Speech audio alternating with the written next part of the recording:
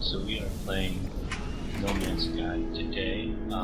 This is after the update they did, and they showed the patch notes there, some of the notes.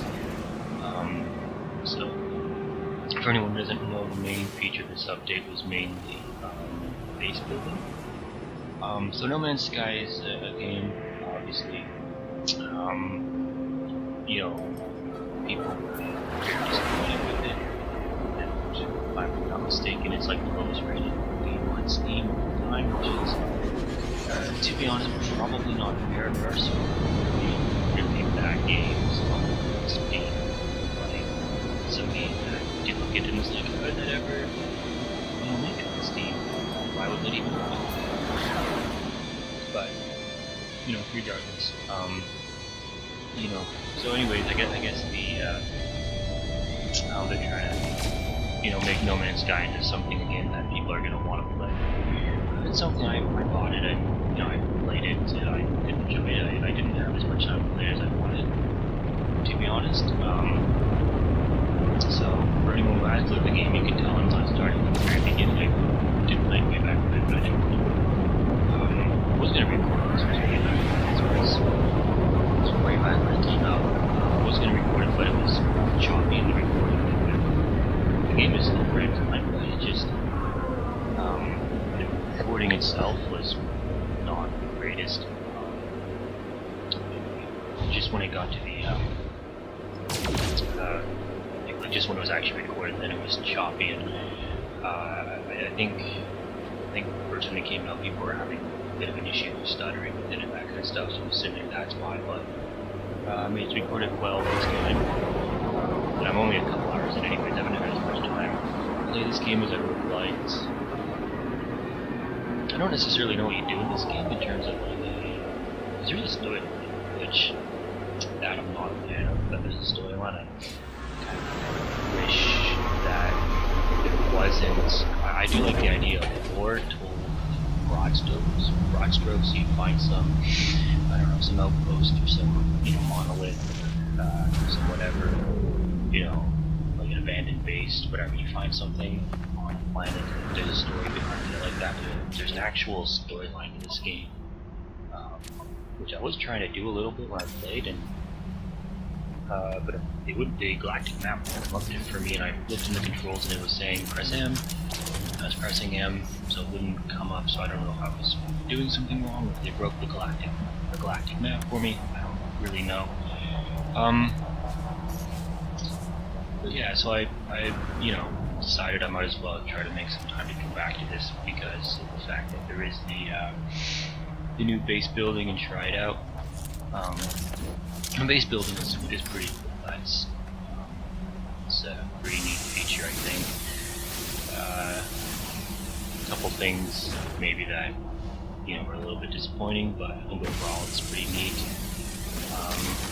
I'll just mention I cut a lot of footage out. I think right now I have 30 minutes edited, and I cut out like at least 20 minutes while doing that for a number of reasons, but basically to create a base, like on the keyboard you press I think Z, and on if you're using an Xbox controller like I am, you can press up on the D-pad, and that's going to let you place some of these signal boosters. Now, I think, and by the way, I don't necessarily know what the other options do, I can guess, but at the same time I don't really know definitively, but I assume the base is supposed to land on the planet. Like, I assume that area chilling, that's where the base was supposed to land.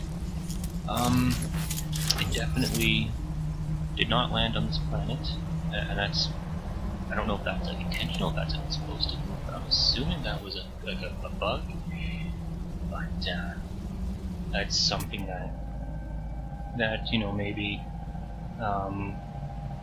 is something that could have been done better, but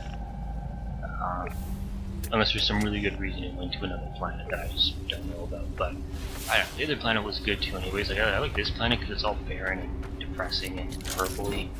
I don't know, it seems like a great place to build a base. And I think there are plenty of resources on this planet as well, so that's good. And even though it looks like a planet that would have a harsh environment, the environment's actually really, it's pretty good on this planet. So, but yeah, like it just, I don't know, it just seems like a perfect planet to build on. But navigational data received. and there's that beacon over there, and I assume like maybe the base detected that. It detected something, and that's why we have the beacon. I don't actually know, but yeah. It took me maybe a little bit too long to figure out it was on another planet. Like, what I thought the base was gonna fly in. Like, I thought the base was gonna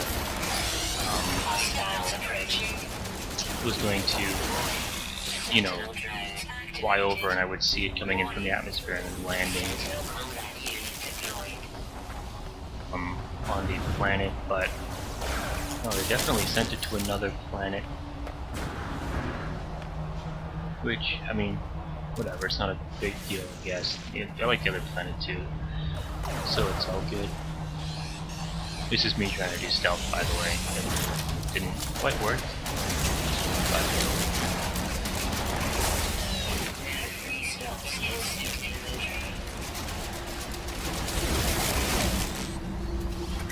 I like the Sentinels in this game. There's that. I think they're a nice addition. I think I've only gotten, like, I haven't fought the, because I think there's 3 Sentinels. There's those ones, and then there's 2, like, ground Sentinels. I've only fought those and then one of the ground Sentinels. The first one I haven't fought, like, the really, like, I want to call it the level 3 Sentinel, but it's probably not what it's called.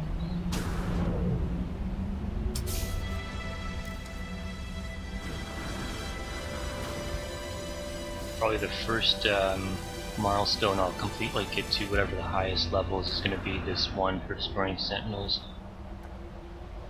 Because I definitely, I mean, I haven't necessarily fought that many, but you know, I do like just randomly picking fights with them sometimes. Especially because they don't have any memory.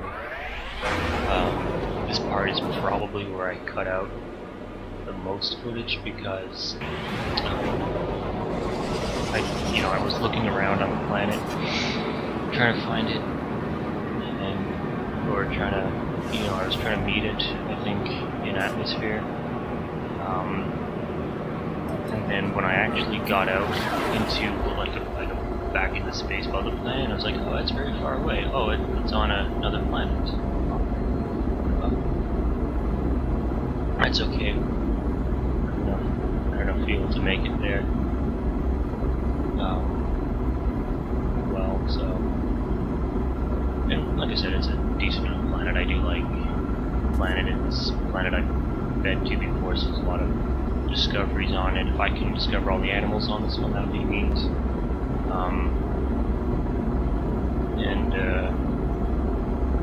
There's some good resources, some rare resources, so I guess I would do. But the other planet, though, was kind of crappy. Like, I think there's no animals on it at all, and I think the resources, like, there's good resources, but there's no animals. There's nothing to run around and discover.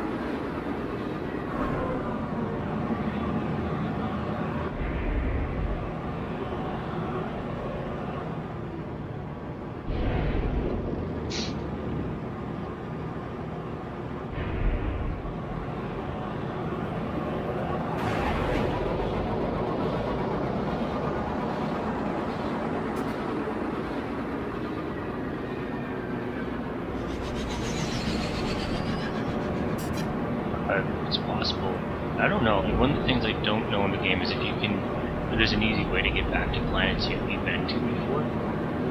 I'd love to go back to the first planet I landed on and try to discover as much stuff there as I can. That'd be great. But this planet, I mean, it's a little bit worse than the other one, just in terms of like especially where the base landed, there, it's like the temperature's really high, so it messes with your thermal protection. But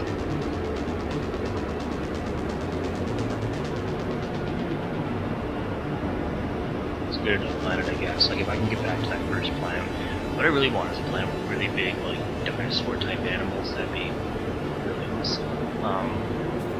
I don't think there is, but if there's like one of the Sentinels, and the one I never bought, I think they're like a walker unit. They're like a, what's it called, an AT-ST, whatever. And I'd love to have a planet with just those guys forming around, you know, either instead of or with the level 1 flyer guys. And then some really big dinosaur type creatures, and then that'd be neat, especially if playing with a lot of hostile creatures. That'd be awesome. It'd be a pretty cool planet to land on, especially because I'm assuming they won't, you know, destroy your base or anything. Because that would be unfortunate if they just, you know, like a really big animal just comes and steps on your base by accident, just wrecks it. I like the music in this game. I think the music's really cool. You know, in the background. Actually, that particular what was just playing, that reminds me of Portal a little bit, like the first Portal, more specifically. That reminds me of. But we're almost at the base, and wouldn't have been neat to get the base on one of the flying islands. I wonder how. Just because flying islands don't happen in real life, I wonder if there's any sort of No Man's Sky reason they're floating. Like, oh, in our universe, you know, gravity works slightly differently, or something, or oh, whatever the main guy is, like that bad guy or good guy, or I don't know, the computer god or whatever. Like, I think the guy, like I think if you go to the center of the universe meet this guy or something, and you think he's like a god, but he's like a computer. Maybe he did, or maybe he wanted floating islands or something. I also parked really far away from the base, whatever that's worth.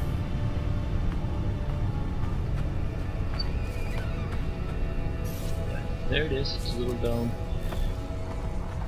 Humble little thing, and oh yeah, this plant tricked me. It was all glowing. I'm like, I'll go there and see if I can harvest that. But no, it definitely attacked me. So I, you know, did end up harvesting anyways. But